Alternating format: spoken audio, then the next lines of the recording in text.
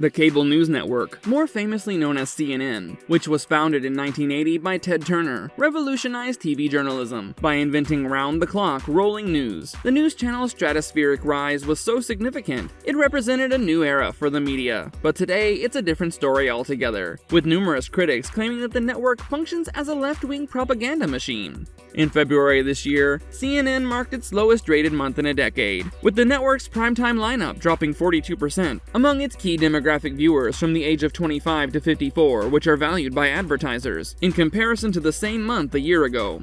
In an era of fake news and growing skepticism, viewers are becoming more discerning about the credibility of news sources. Criticisms against CNN, accusing the network of biased reporting, have eroded trust and left some viewers to look elsewhere for their news consumption needs. The news network has faced audience losses and is struggling to forge a new identity under parent company Warner Bros. Discovery during the past year. Fox News seems far ahead of CNN, with an average total audience of 1.437 million viewers, followed by MSNBC, with 711,000 viewers, and CNN with 474,000 viewers. The cable TV's struggling morning show, CNN This Morning, averaged 360,000 total viewers and just 73,000 viewers in the key demo in February, the show's lowest-rated month since its launch last fall. Besides facing tough competition from other news channels, it's also being ignored by an audience that is massively turning to streaming services and social media to get their dose of news. In June, the channel announced the departure of its boss, Chris Licht, who had been at the helm of the company for just 13 months, which is clearly a reflection of a deeper fracture within the company, and also a clear indication that it's going through a rapid downward spiral. And with the channel being marred with numerous other controversies, it looks like its prime days are truly behind it.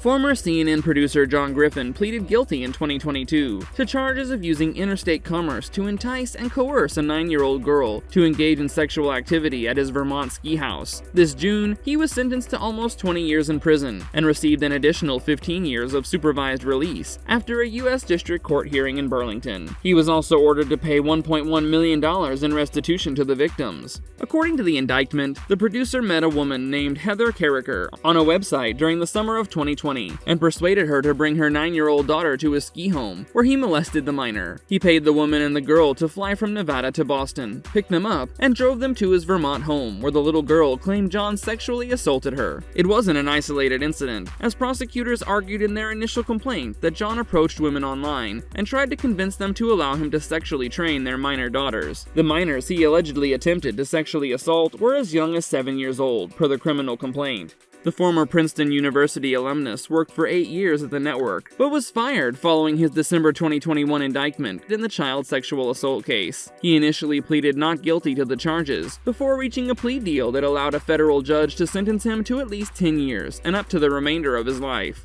John's departure capped a tumultuous year for CNN, marked by layoffs, shrinking profits, historically low ratings, the firing of key members, and rock-bottom employee morale. The organization also suffered several other gut punches in recent times, including the ousting of previous leader Jeff Zucker, and the shuttering of its nascent streaming service CNN+. Thank you for watching our video. Don't forget to like, share, and comment. Subscribe to our channel for more great content.